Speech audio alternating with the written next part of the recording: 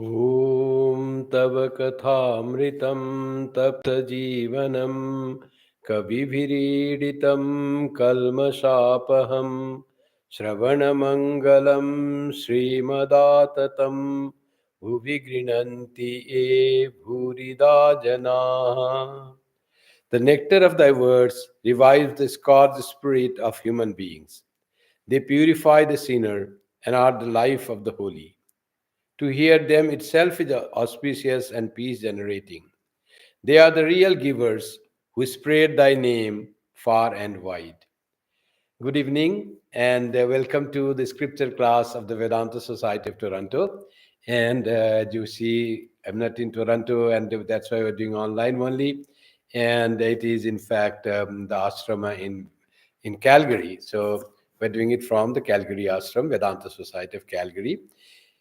And the topic that we are reading is the Gospel of Sri Ramakrishna, the book, and page is 398. Sri Ramakrishna was speaking about Narendra's plight and how Narendra is not has got job and his people are suffering, and God is not kind to Narendra or something like that. There was one devotee, Surendra. He said that Narendra should get a job because it will not be like this. After that, this conversation going on, and page 398. Here, then Surendra says, smiling, Sri Ramakrishna told the scriptural view that those who give in the life, then in the next life they get something and they are helped.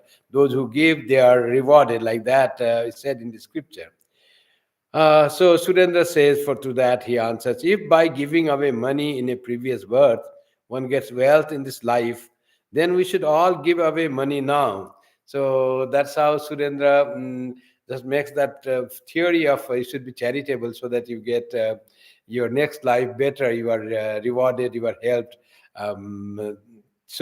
This was his logic he put forth. Then Master says, those who have money should give it to the poor and needy, to Trailokya. Jayagopal Sen is a well to do. He should be charitable. That he is not so is to his discredit. There are some who are miserly even though they have money. There is no knowing who will enjoy their money afterwards.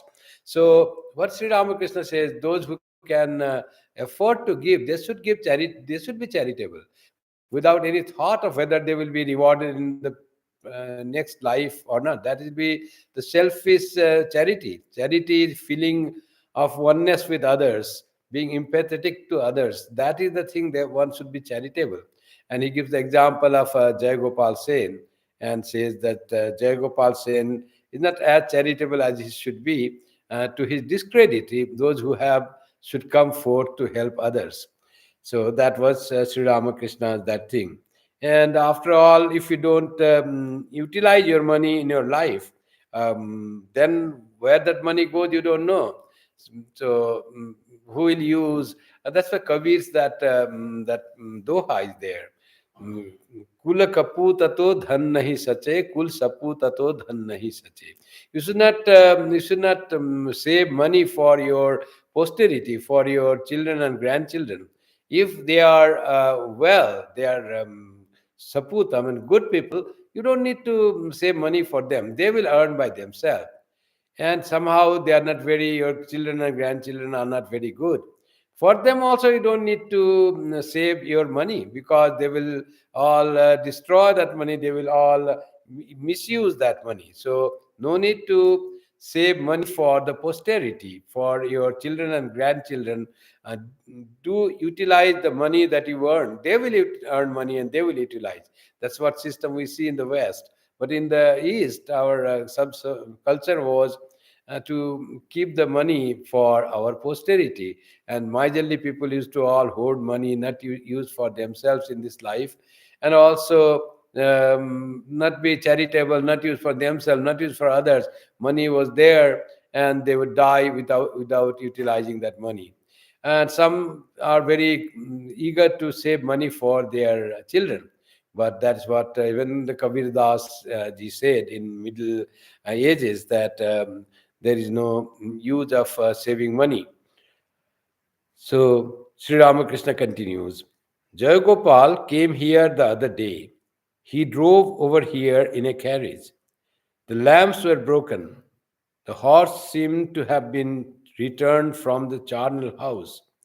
And the coachman, he looked as if the coachman looked as if he had just been discharged from the medical college hospital, and he brought me two rotten pomegranates. So he says how his wish of saving money, this Jai Gopal saying, everything that he did was looking for that it should not be expensive, it would be a cheap thing. So, so he came in the to Dakshineshwar, and even the horse carriage was the lamps are broken, it was not repaired and all that.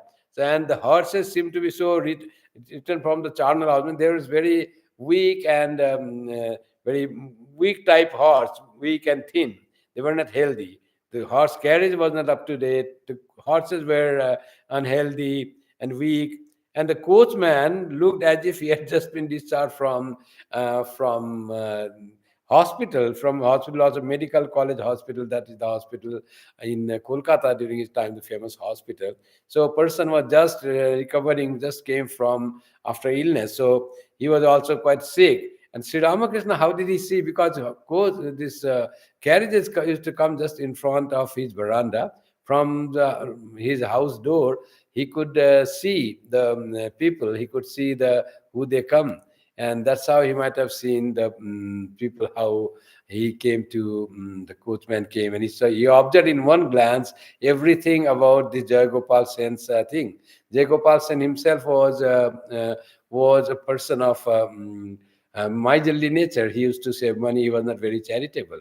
So that's what Sri Ramakrishna is saying here. And everybody laughed with Sri Ramakrishna's simile and his example of Jayagopal Sen's things were so misfit for the person which he had so much of wealth, but he was not utilizing it properly. And all he did even seemed to be reflecting his own nature of not utilizing money properly and spending very little where even the things were needed. So Surendra then says about Jayagopal things. Jayagopal Babu belongs to the Brahmo Samaj. I understand that now there is not one worthwhile man in Keshav's organization. Vijay Goswami, Shivnath, and other notables have organized the Sadharan Brahmo Samaj. So those who were with Keshav Sen's organization he's talking about. So Keshav Sen's organization that who were with Keshav Sen, they're also now living. So that's what Sri Ramakrishna, that Surendra is saying. Jayagopal Babu belongs to the Brahmo Samaj. I understand that now there is not one worthwhile man in Keshav Sen's organization. Vijay Goswami, Shivnath, all they were with Keshav Sen, and they were also not with him. And there were two factions of Brahmo Samaj. One is Sadharan Brahmo Samaj, another is your Navavidhan. Keshav's Brahmo Samaj was called Navavidhan. So he were with Keshav, they were with Keshav, but now they have left the Keshav and have gone to Sadharan Brahmo Samaj.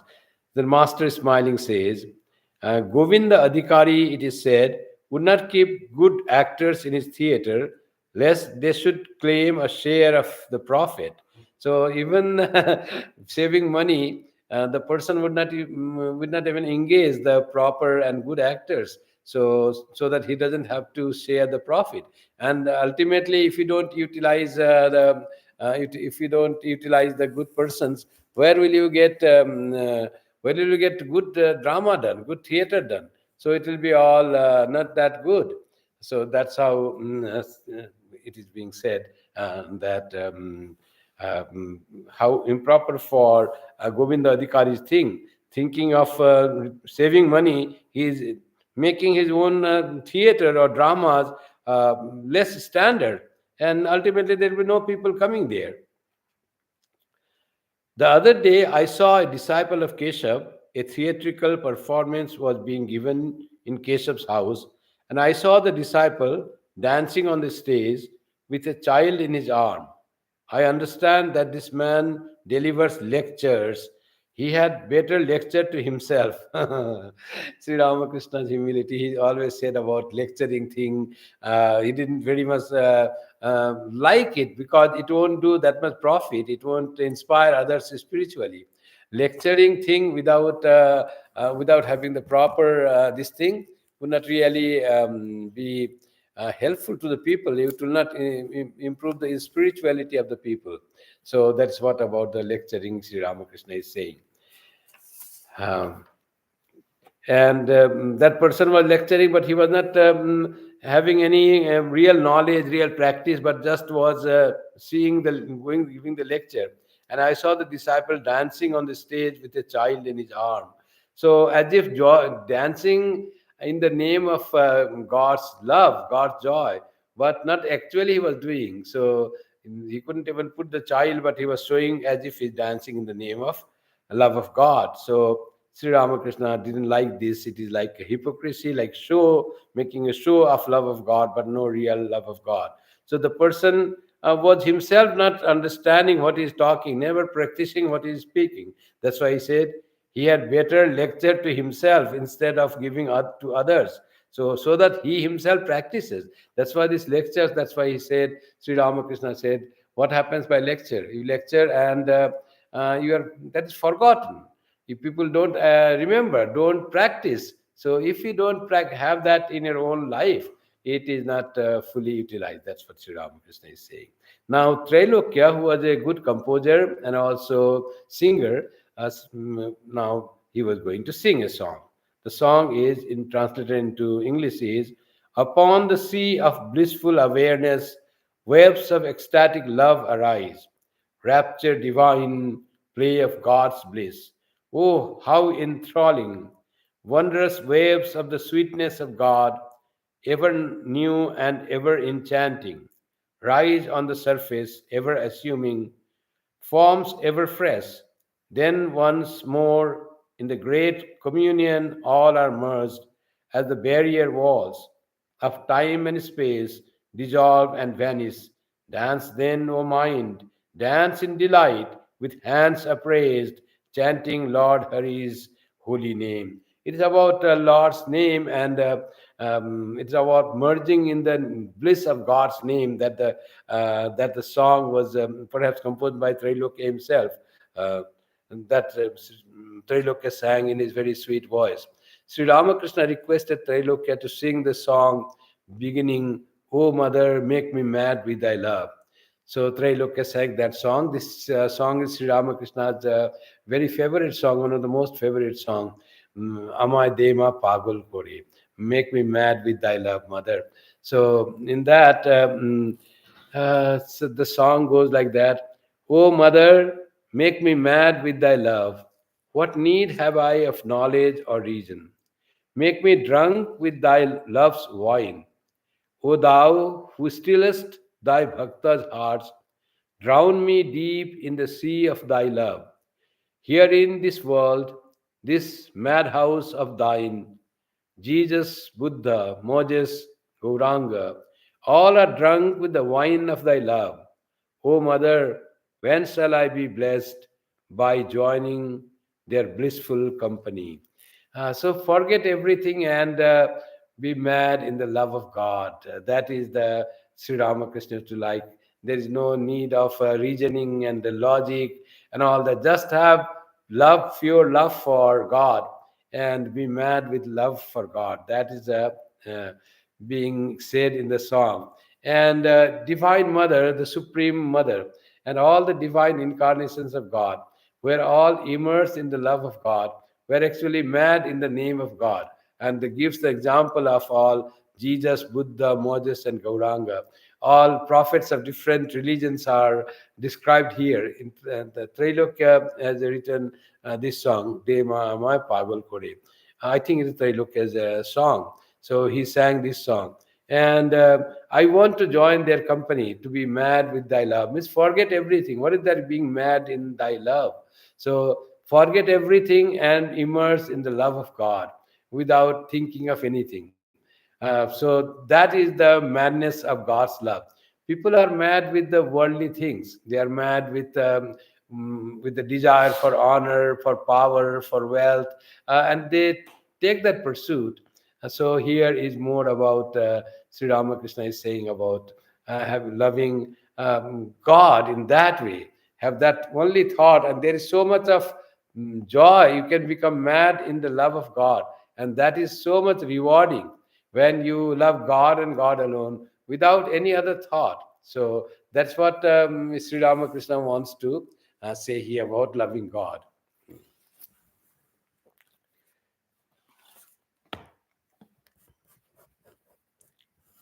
Somehow my this computer is not being set rightly, so that is the only problem. Okay, and the reflection. No, it's fine. No, it's somehow it's not coming straight, and okay, no problem, no problem. And it is reflecting. No, it's fine.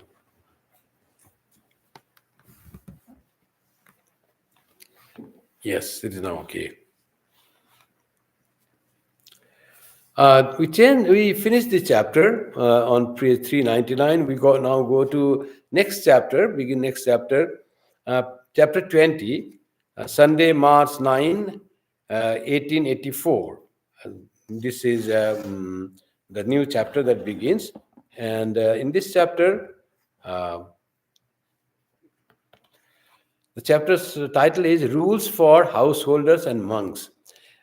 One day I was saying that how Sri Ramakrishna, though talking with the householders, he spoke elaborately about the rules for monks. One reason was that there were some disciples who would be monk after some time in their life that he knew, young disciples like Rakhal and Narendra and Baburam and others. And also that he knew that this conversation are being recorded by M or Mahendranath Gupta, and it is going to be published and spread. His message will be spread, and which will be utilized not only for householder but also for the monks. So, and he wanted to, that's why make clear about the rules that everybody should know the difference between the monastic life and the life of the householder. There are the rules for householders, there are rules for the monastics. So Sri Ramakrishna dealt well with what are the rules for monks. This gospel is such a wonderful scripture for whole mankind, like the Gita.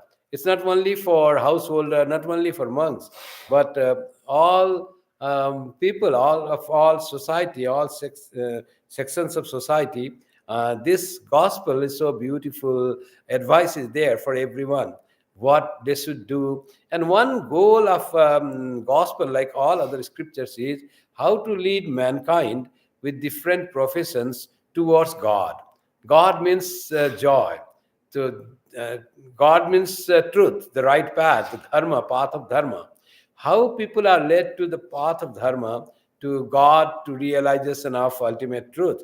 So that is what Sri Ramakrishna was talking, and he knew all the divine plan, that what his words will be utilized in future. Though he was speaking in the local language to the local people, but he knew, as he was a divine person, that it would be translated in future in different languages, and people all over the world will read gospel of different professions, people of householders, monks and brahmacharis and all. There is advice for everyone, there is a message for everyone in this great book, as is the Gita.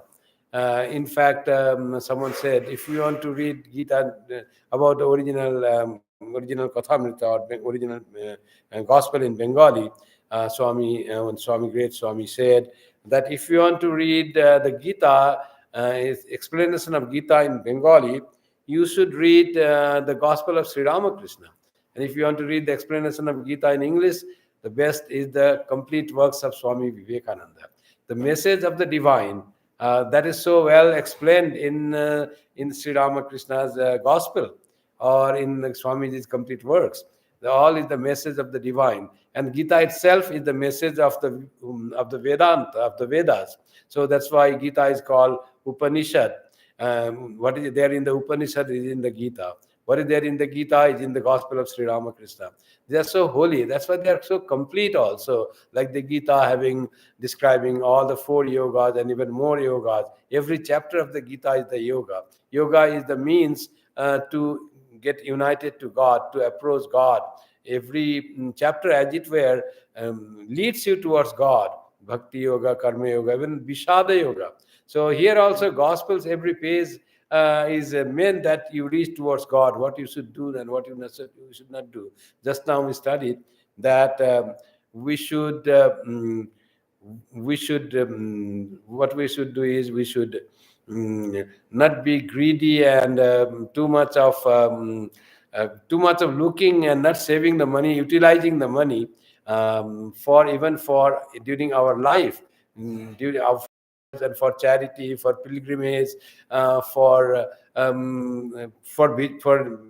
helping the needy. That is very much important. That we read just now. That's how the message of the gospel is for everyone in the life. How we should live. What are the rules? What makes us the right person? What is the right livelihood? That's what it is said. This chapter 20 was recorded on Sunday, March 9, 1884. Master Yam, what he does is, it's not that only one day's talk is one chapter. He gives the title of the chapter, and he sometimes put the conversation on other days also on that chapter. So after all, the chapter were made after when he was compiling all the conversations, all the notes of conversation that he had. So that's why it is we are reading on from this chapter. We are reading beginning the conversation that took place on Sunday, March 9, 1884. Sri Ramakrishna was sitting in his room at Dakshineshwar with many devotees. Among them were Muni Mallik, Mohendra Kabiraj, Bolaram, Yam, Bhavanath, Rakhal, Latu, and Harish. The master's injured arm was in a splint. In spite of the injury, he was constantly absorbed in samadhi of instructing the devotees. So where was sometimes devotees came and say, "Look, my arm is there, it hurts. When it be cured?" But that was for the time being. Otherwise, he was always immersed in the thought of God. So thinking of God and talking about God, that was Sri Ramakrishna. Sri Ramakrishna always was immersed in the thought of God. So, and that's what it says. In spite of injury, he was constantly absorbed in samadhi or instructing the devotees. Moni Mallik and Bhavanath referred to the exhibition which was then being held near the Asiatic Museum. They said, many Maharajas have sent precious articles to the exhibition, gold couches and the like. It is worth seeing. So, worldly glamour, and that was all that caught the attention of Mani Mallik. So, he said that it's worth seeing. There are so many things you could not otherwise see. And the articles that had met many Maharajas, they have sent to the exhibition at the Asiatic Museum. And let us see what Master says. Master to the devotees with a smile. Yes, you gain much by visiting those things. You realize that those articles of gold and other things sent by Maharajas are mere trash. That is a great gain in itself. When I used to go to Calcutta with Hriday, he would show me the Viceroy's palace and say, "Look, uncle, there is the Viceroy's palace with the big columns." The mother revealed to me that they were merely clay bricks laid on one on top of another. So what was Mani Malik saying, Sri Ramakrishna took it in just other way. Mani Malik was glorifying the wealth and the glamour of the riches of gold, silver, and the diamonds and uh, all those were there. Sri Ramakrishna said, yes, you should go and see, and the worthlessness of those things of gold, etc. They are like the trash. He himself has said, "Taka mati mati taka." So for him, all was the trash. So he says, you become aware of that. All those are shown as something worthwhile, are in fact trash, because they don't make you move towards God, but rather they take you away from God because of your vanity and your pride in owning those things. So, but they may lead to God if you know the worthlessness of those precious metals, or called precious, but they are not precious at all. So that's what Sri Ramakrishna's views. And he himself describes from his experience that when he went to the governor's palace, still there is the governor's palace. When you go to Calcutta, you can see that the big lion at the gates, and huge gate, and huge columns inside. And that Hridaya said, the beauty and grandeur of the palace. And Sri Ramakrishna said, Divine Mother revealed to me that there's nothing glory and greatness in that. It's all brick, clay brick that is put on the top, one put on the top of another. And it become the column, it become the palace, it become all of these things. But basically, this is just a brick, nothing is there. He goes to the very basic of the thing, and then that palace doesn't attract. What happens with seeing the beauty and grandeur of those things? First, you appreciate the beauty and grandeur. And then the desire may come that, oh, if I could live in a house like this. So maybe this Shobhana Adhyasa, that what Swami Turiyananda used to say. So he was going with one brahmachari in Calcutta, and brahmachari showed big house and nicely built and the new architecture, and said, Maharaj, please see this house so beautifully made. Swami Turiyananda said, keep quiet, don't look at the beauty of the house. This is called Shobhana Adhyasa, this imposing beauty on something else. The things themselves have no beauty or anything. You impose beauty on that. You make it beautiful. You think that is beautiful.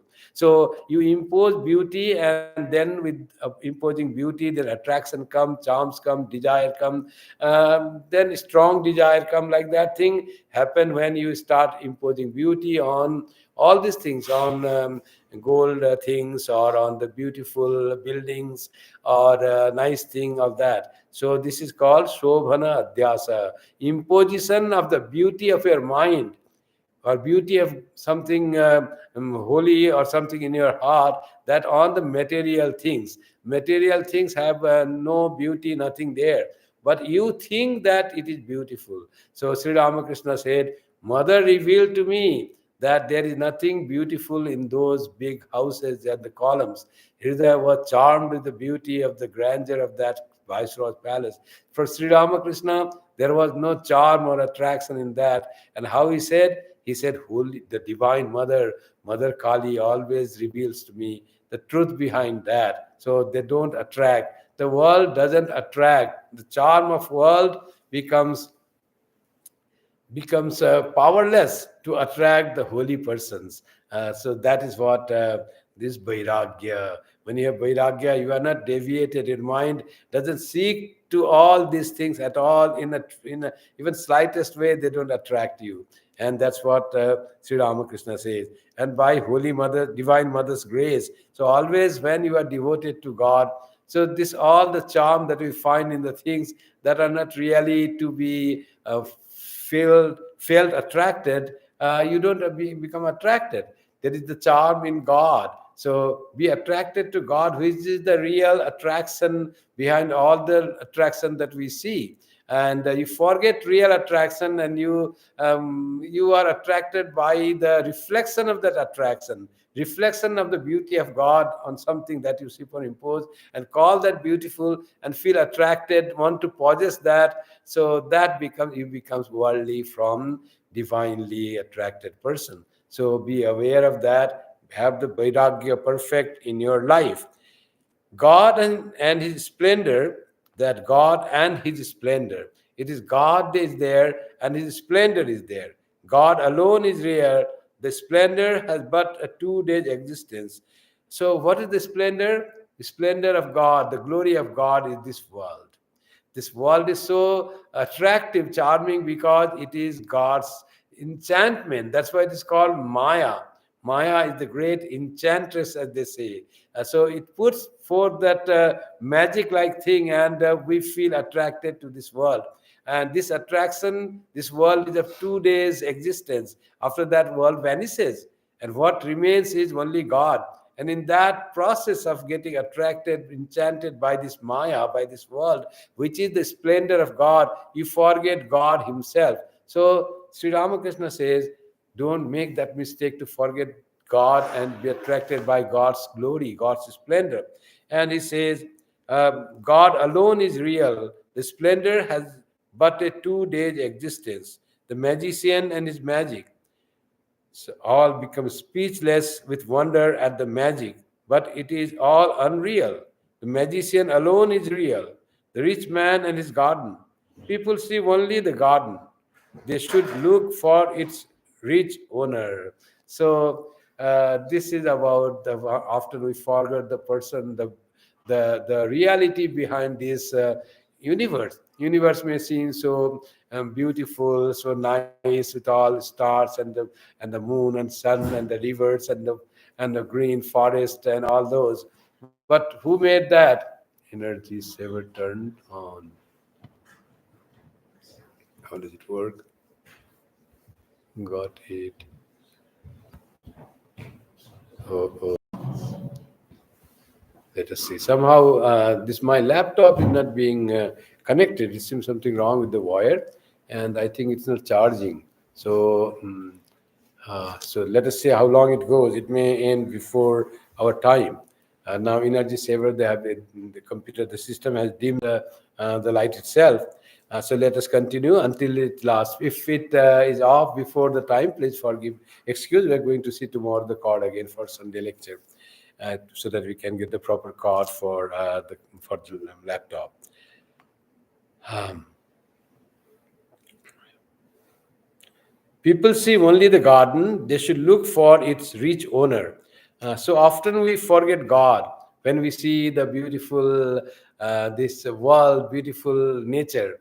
The nature is beautiful, but it is of 2 days existence. So what is permanent, that is to be sought. The thing that is impermanent, if we seek that, even if we get that, it's only for 2 days. After that, it vanishes. It is not there. So you cannot feel satisfied with this 2 days existence. What is real, that alone is to be sought for. So that's why the God, the Creator, is one to be sought for, not this world, the splendor of his glory, splendor of his existence. So Sri Ramakrishna wants us to put Godwards, and he says that glory and beauty that you find in the nature, in the world that is created, is so attractive and so good.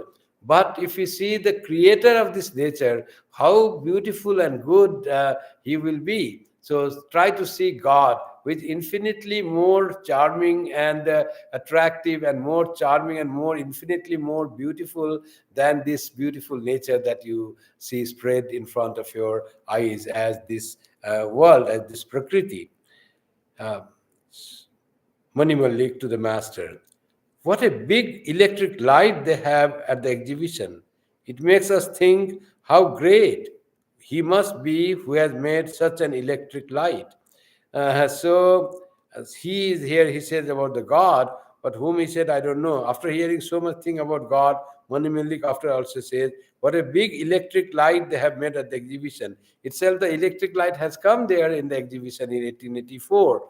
Swami Vivekananda came to the exhibition here at the great exposition at the Parliament of Religions in 1893, and he saw their lights there. I think there was the alternate current that was there, the bulbs and all that.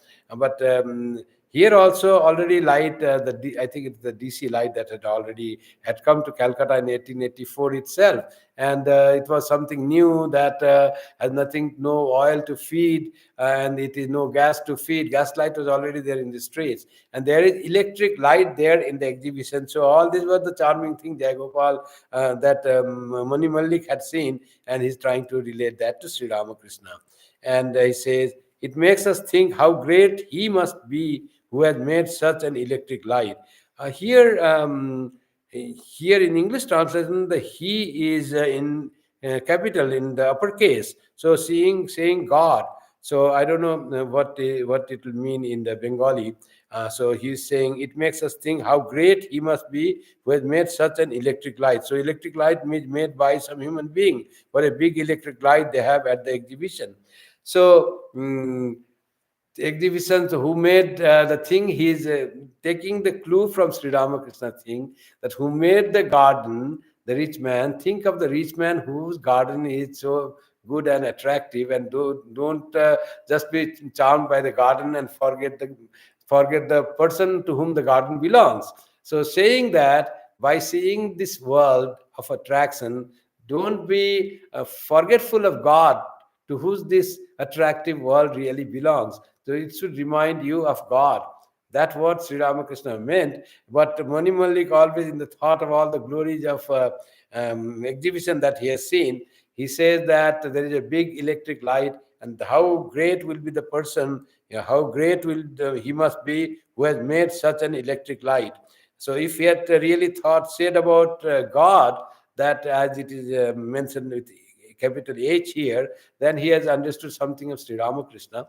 But if he means the person who invented the electric light, and he found its greatness of him than the light itself, that is also going to the source of creator.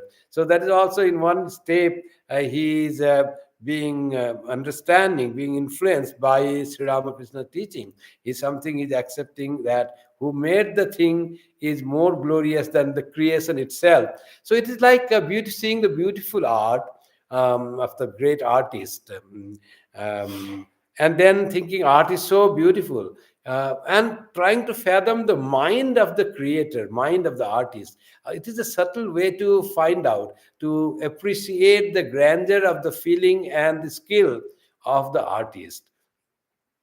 So Van Gogh, for instance, you see the wonderful portraits of Van Gogh, wonderful arts of the Van Gogh, and then you are charmed with that. But very few will really think of the mind of Van Gogh. How beautiful is the mind who could create such an art. So like that, in a subtle way, to go to the source of the thing and to appreciate the grandeur of the person or the creator of this thing.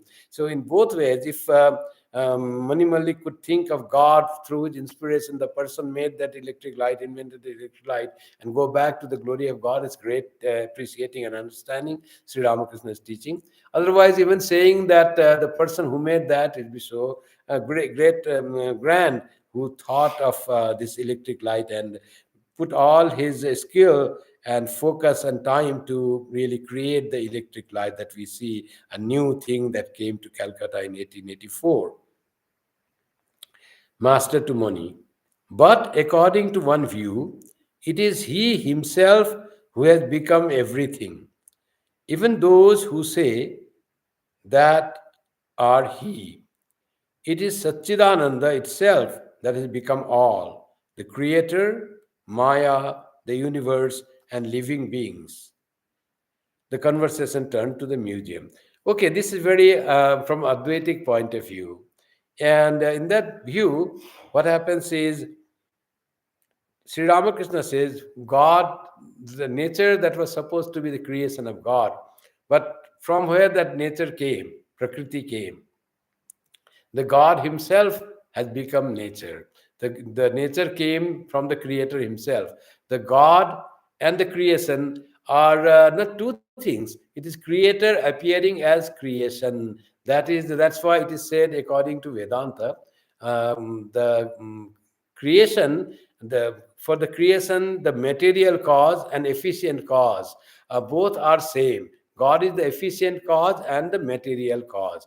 For to create something, you need two things. For example, making the pot, earthen pot. So earthen pot is made up of earth and is made by the potter. So potter becomes the efficient cause and the earth becomes the material cause. The efficient cause and material cause, they combine together and the beautiful creation of wonderful pot is made.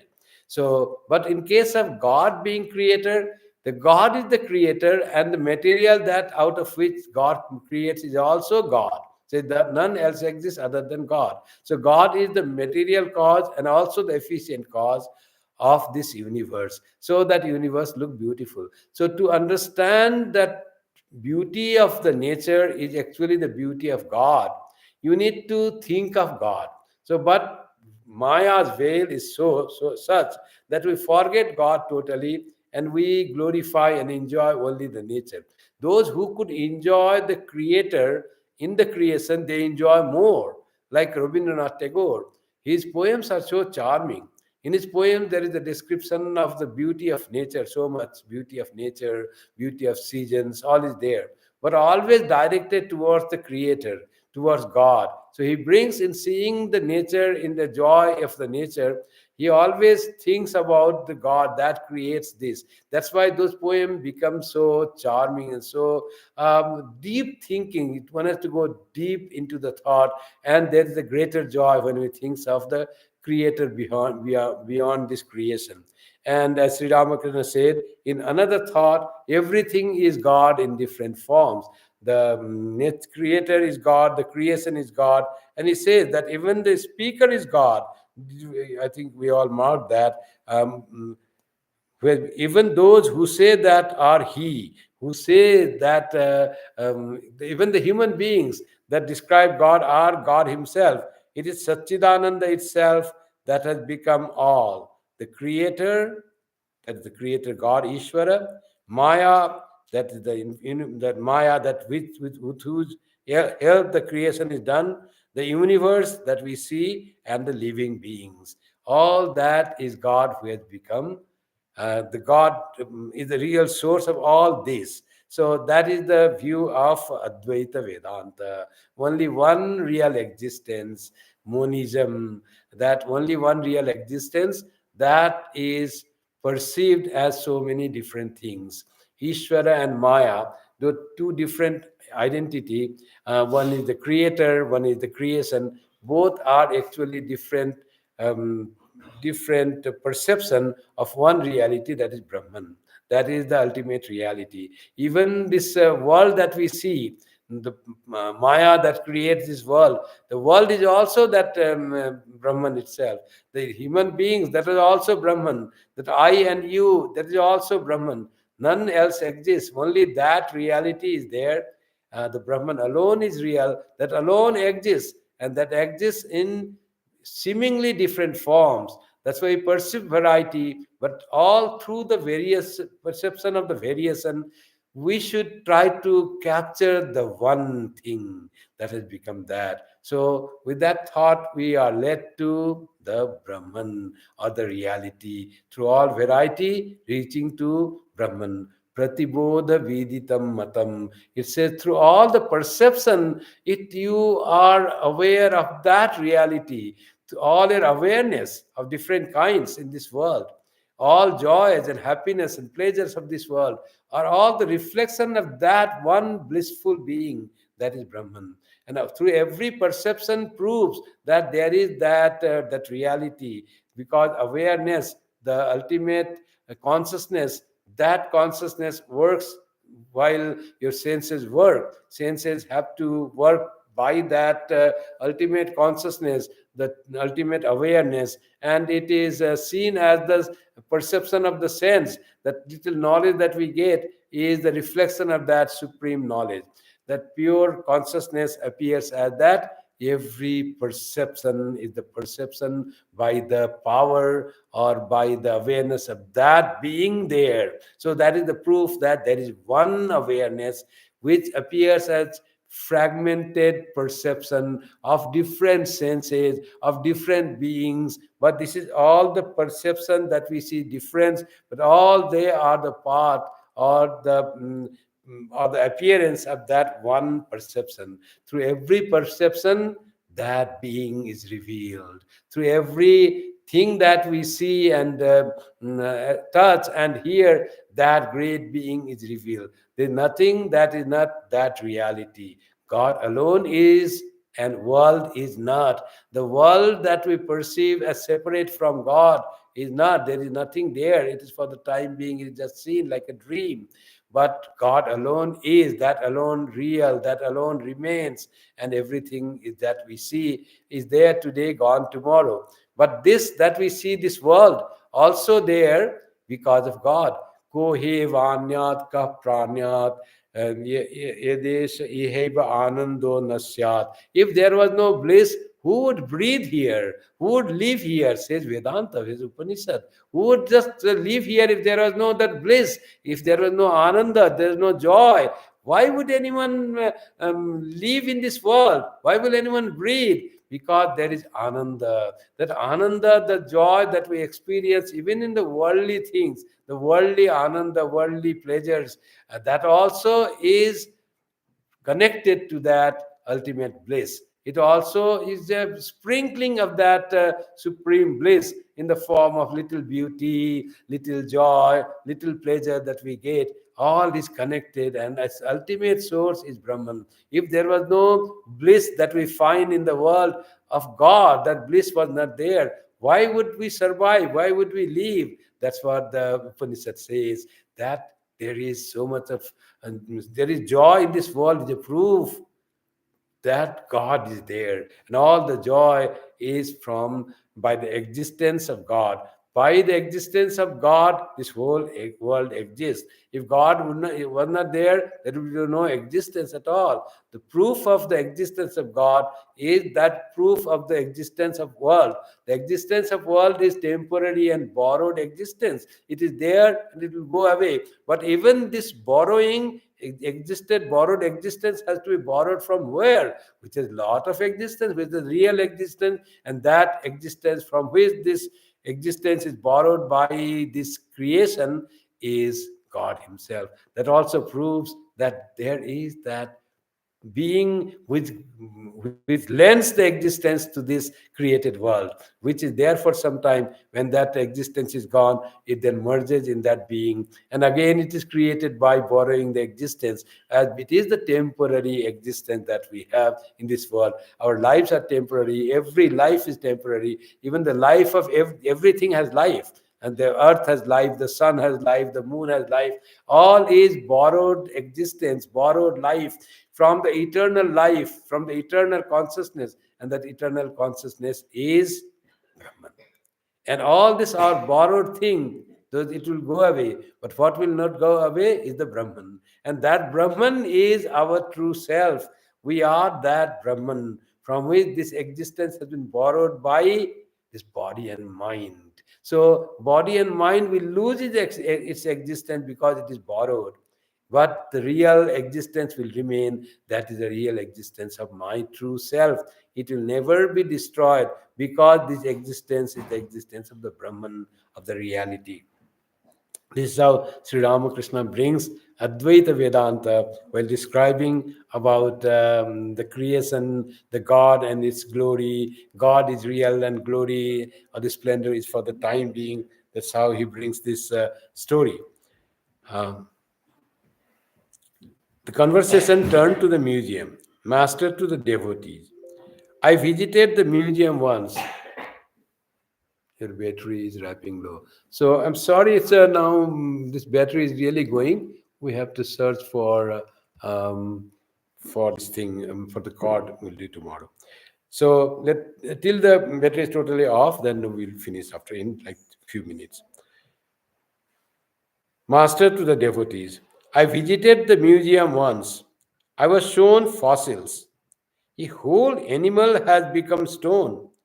Just see what an effect has been produced by company.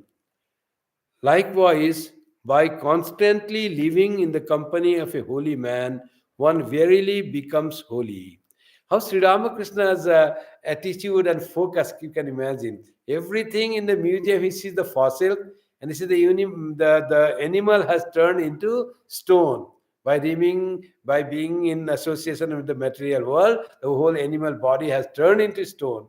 Whatever the scientific purpose is there, but it is definitely the association of the material of the stone, the small particles of the stone material that gathered together, and whole body of the material of the animal, cell by cell, replaced into and became a stone image. So that's what Sri Ramakrishna is saying is, that how association can change our very being.